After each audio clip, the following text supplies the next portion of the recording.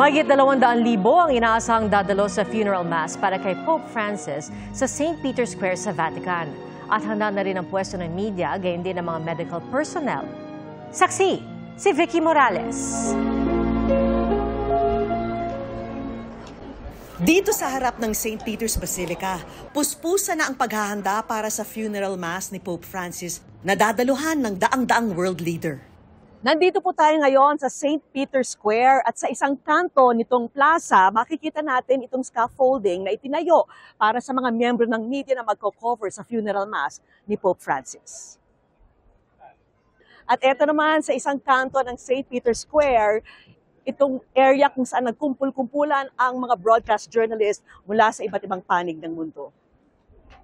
At eto naman sa isang bahagi ng St. Peter's Square, makikita natin itong mga puting tent na ito. Ito yung mga medical tent. May mga paramedic dyan para magbigay ng paunang lunas sa mga nangangailangan nito. Binisita rin namin ang Philippine Embassy to the Vatican na ilang hakbang mula sa St. Peter's Basilica. Having met Cardinal Tagle several times here, I know that he is deeply saddened by the loss of Pope Francis, who I believe is not just a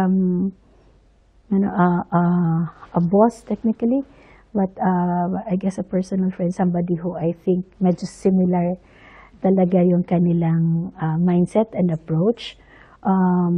We share his sadness in the passing of a friend and a mentor.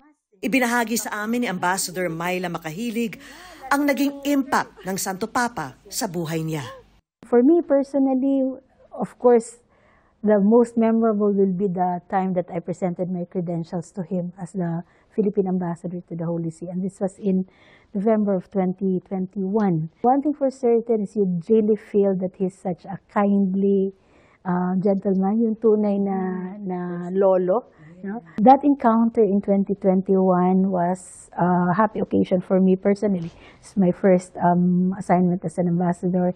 I had my family with me, and si Pope Francis was very kind and very generous in his time when we were presented to him. Maging ang ibang staff sa embassy, sobrang na-appreciate ang pakikipagkamay sa bawat isa sa kanila tuwing may diplomatic function sa Vatican. Mula rito sa Vatican City, ako po si Vicky Morales para sa GMA Integrated News. Mga kapuso, maging una sa saksi. Mag-subscribe sa GMA Integrated News sa YouTube para sa iba't ibang balita.